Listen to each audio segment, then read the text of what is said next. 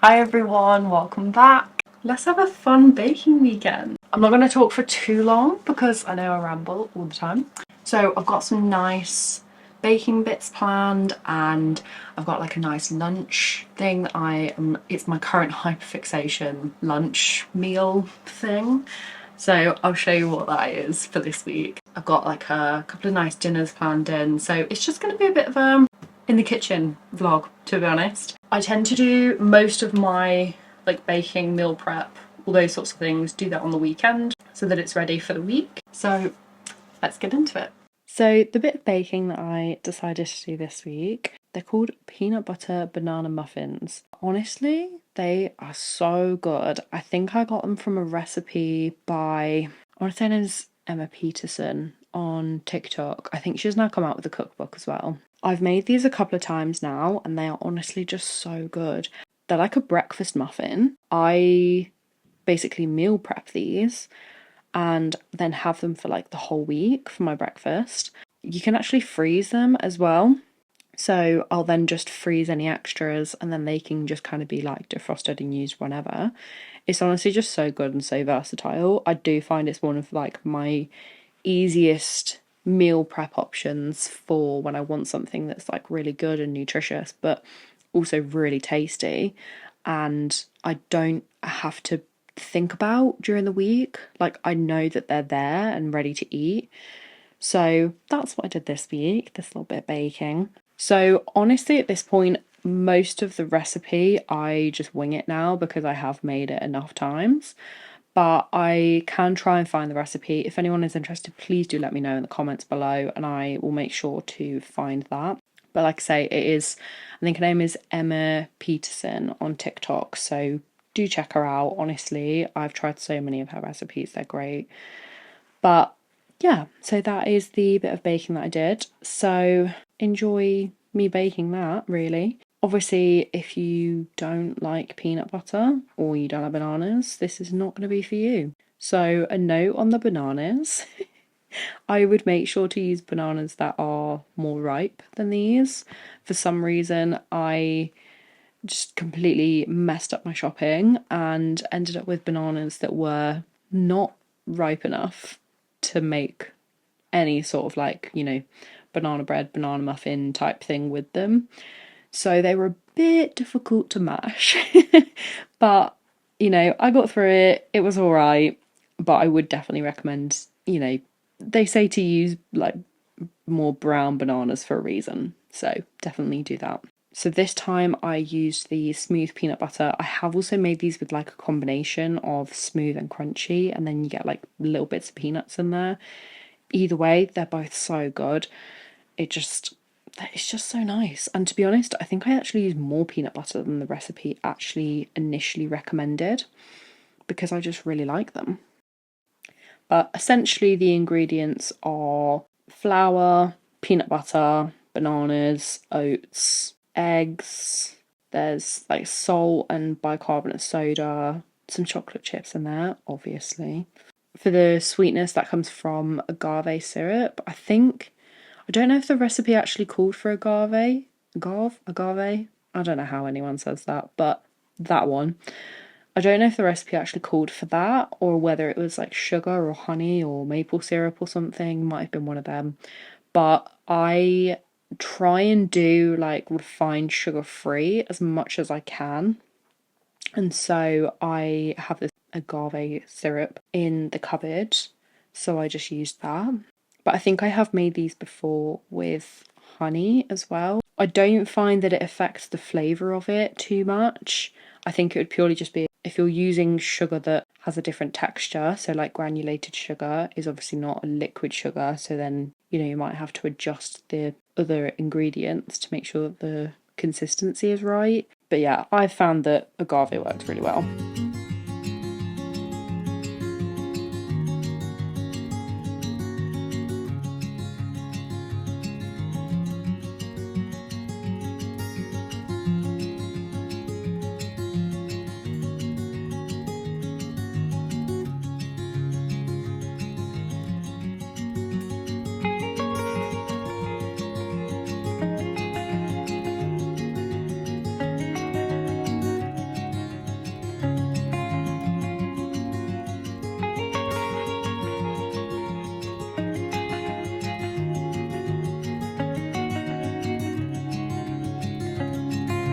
So I got these really cute little cupcake cases. I think they were actually from B&M, and then showed them up, like thinking that I'm an influencer after one video. There was only 4 in there. I think my other muffin cases, they were either like in the freezer with something else or whatever. I can't remember what it was, but for whatever reason, I then decided I was going to use baking paper as muffin cases. And if you can't tell from the first try of me doing this, watching the entire clip is going to be really embarrassing. So I'm going to cut to when it's all done. But basically I just used like 2 little squares of baking paper for each little muffin case, and then just put the mixture in there. I do spray like a little bit of olive oil just in the bottom just to make sure nothing sticks. But yeah, let's skip ahead so that you don't have to see me faffing about with the baking paper on all of them.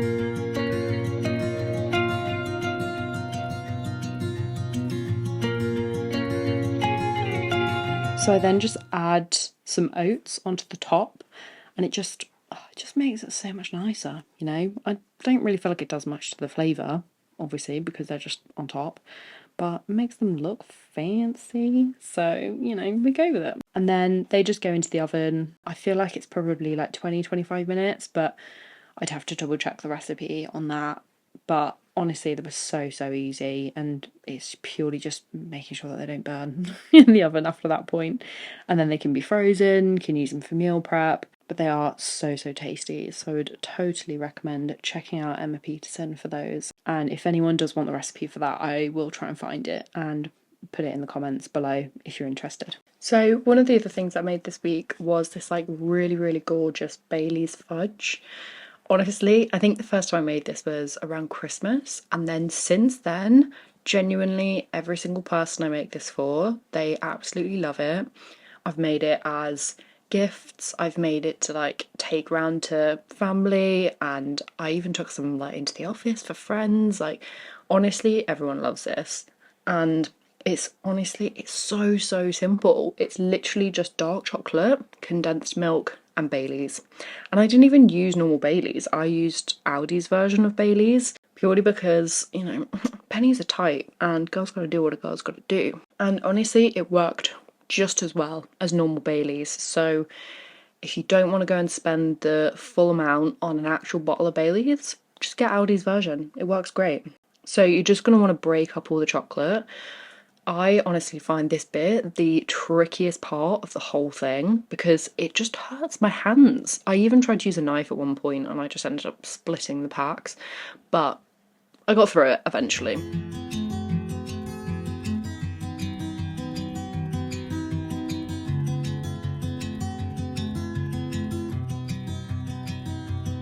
And then you're going to add the condensed milk. So I think the recipe, I think it was about 600 grams dark chocolate for then 1 tin of condensed milk. I'll have to find the original recipe and link it in the description box, or I'll put the ingredients up on the screen or something, as I just can't quite remember the exact measurements on this, and I definitely put more Baileys in than you were supposed to, but oh well. And then you just want to kind of like melt this. I do it at like literally, I think at the start you can get away with like 30-second intervals in the microwave, but literally I ended up getting down to like 10-second intervals because you don't want that chocolate to burn in the microwave. You want to almost get it to a point where it's then like warm enough and like hot enough, and then you just keep mixing like between the intervals. So I'll put it in the microwave for like 10 seconds, take it out, and I'll mix it for like a good minute because it's actually warm enough that it's then melting any leftover chocolate that's in there, but without burning the chocolate.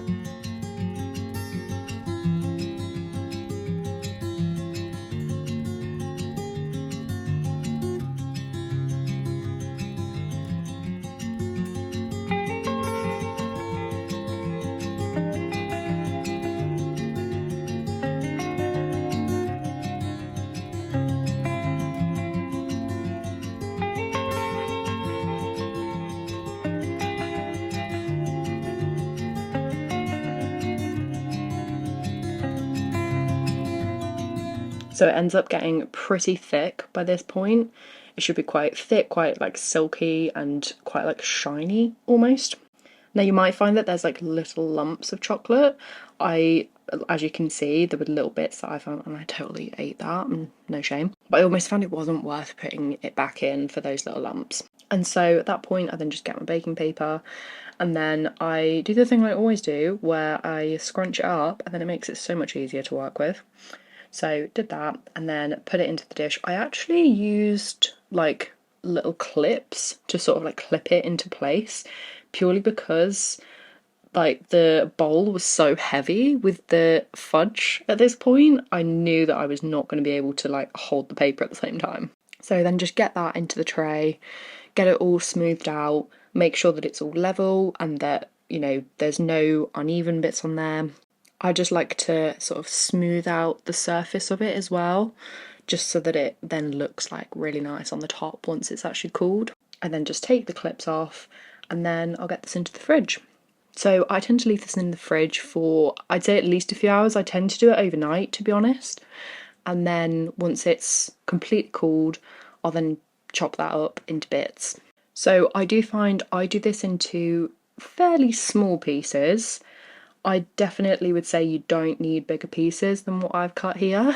It's really rich. It's really like indulgent, and I definitely find you don't need more than like a little piece. And then even if you do want more, just have another piece, you know? But then at least if you just want a little bit, the pieces are small enough.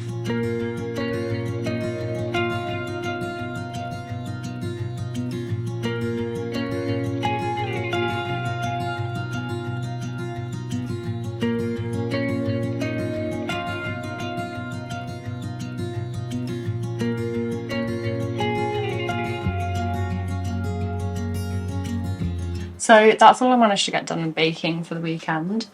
I think I had planned in a couple of other bits, but, well, I did bake sourdough as well, but I completely forgot to film that. I think because I do it so regularly, I just forget to film it, because it's almost like part of my weekly routine is just making sourdough, so I almost forget that to actually film that. I don't know why, but yeah, I think I planned in a couple of other bits that I didn't really get done, but honestly, probably a good thing, because I always do this thing where I plan in too much and then I have too much food for the week. I'm only one person, you know, I don't need to eat that much. So I will include any clips from the week of like any, I'll probably show you my hyperfixation lunch currently. Might show you like a nice dinner that I make or something like that. But yeah, let's get into the week. So this is like my hyperfixation meal at the minute. I'm absolutely obsessed with it. I tend to have it for lunch as it's just like a really good filler. So this, it kind of depends on what else I'm having in the day. Sometimes I'll have one slice, sometimes I'll have two. There was a couple of days this week where I had two, just because I was then either having a smaller dinner or I'd had a smaller breakfast, and for whatever reason I was then just having a bigger lunch. But I will typically have just one slice of this. So I think I actually saw it originally on Emily English's TikTok or something, I think. And it's literally like sourdough with smashed avocado, cottage cheese, and then honey with like chili flakes and salt and pepper and stuff. I don't like my food too spicy, so I tend to not put too many chili flakes in. I tend to use like half an avocado for lunch, and that will either be just like spread thinner across two slices, or it will just be on one.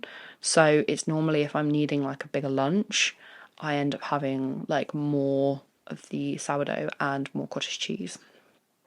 But honestly, this is so good. So I have all of these, they're only in like little containers at the minute, just because it's probably when I've been in the office and then had stuff in containers and left over, and just put it back in my fridge after I've been in the office. It does stay in the fridge in the office, by the way. It doesn't just like get gross in my bag and then I eat it the next day. Just to clarify that. But yeah, this is the current hyperfixation. I'm absolutely obsessed with it. I've put like a few people onto it at work as well. They absolutely love it. And then just basically drizzle the honey over and get the little seasons on there, and it's ready to go. Honestly, try this, please. If you take anything from this vlog, try this lunch. It's so good. And then, because I'm weird, show you a little, just gonna scooch through my house and go and sit back down and get back to work. So I'm making this really nice little dinner for me and my partner. It's basically a sausage and caramelized onion pasta. I then just put like a little bit of veg on the side, but I just thought I would show you what to do with this. I just thought, it might be nice. I have a little cook with me section.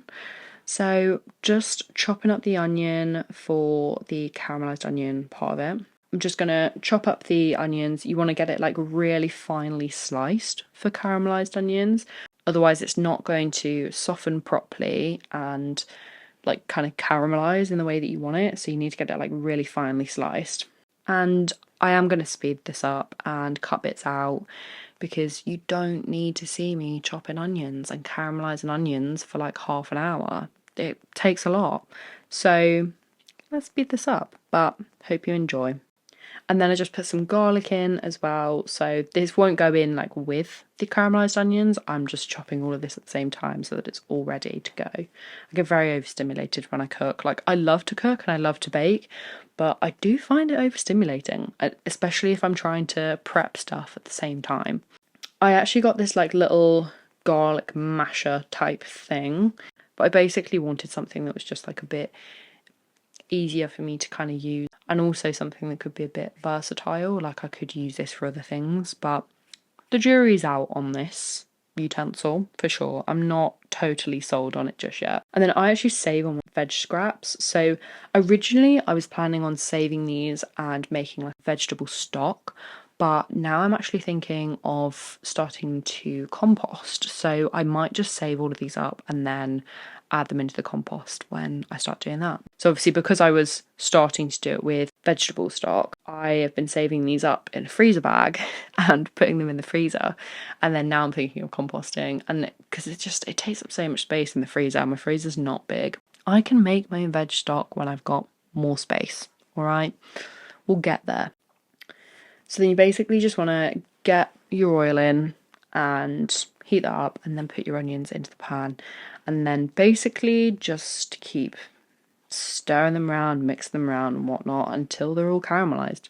I actually cheated on this and I added a little bit of brown sugar just to speed up the process, because at this point it was like really late. Me and my partner were starving and my phone kept running out of storage space. I ended up having to use his for a bit of it. It was just an absolute nightmare. So yeah, I sped up the process with some sugar. Sue me. So this is kind of what it should look like. I probably could have caramelized this for a bit longer, but like I said, we were starving. And then just get the sausages. You just want to get them like de-skinned. I find this process so weird, to be honest, like de-skinning sausages, but is what it is. I've been told I'm very, very expressive, and apparently so are my hands, because you can see here I'm clearly freaking out because there's stuff on my hands and I need to wash it off. So anyway, we're then just going to get the de-skinned sausage and get that into the pan. Just going to like mush that all up and get it cooked, basically. You don't want like massive chunks of sausage in this, but you basically just want to get all of that browned off. And add in your garlic at this point as well. So I added mine in like while I was cooking the sausage. So then I just got the pasta on. Me and my partner love rigatoni pasta. Like, come on, it's the elite pasta. It really is. So got that on. Added some paprika into the sausage and added the caramelized onions back in. And you basically just like add like bits of the pasta water into the sausage mix to sort of like deglaze the bottom of the pan, because by this point there will be sausage sticking to the bottom of the pan. Don't freak out about that, because you're going to deglaze it with the pasta water. And then you're going to add cream and some cheese into the pan. I think I just used cheddar. I think that's just what I had in the fridge. I feel like the recipe might have been with parmesan, but I just used what I had and it tasted great. And then you want to get it to the point where the sauce, like you can like push your utensil through it and it's like thick enough, basically. I'm not explaining that right, but you basically just want the sauce to like thicken up a bit. And then you're going to drain off your pasta and then add the pasta into that. And then I just dished this up for me and my partner. There was a bit left over, so I think we saved that for lunch. And he is such a fan of asparagus. I am absolutely not. So he tends to have asparagus and I have broccoli. but I do these just in the air fryer actually. I really like them in the air fryer. And then just put a bit of cheese on the top again. This little handheld grater, honestly, life changer. Like, get one. And then there we go, finished dinner. That's the cook with me section done. We absolutely scrammed this. It was so, so good. So thanks for joining for another week. I hope you enjoyed all of the different baking bits, meal prep and all of that I made. There's also, I don't know if you can see, there's like sourdough as well behind me, which I completely forgot to film. And also I didn't want to make the video too long. Also let me know in the comments if you like the shorter videos or longer videos. I know even my shorter ones aren't that short really, but please do let me know. I hope you enjoyed. I will try and leave all the links to any recipes in the description box. Please do like, subscribe, all of that. It really does mean the world. I hope you have a great weekend and a great week, and I'll see you all next week. Bye.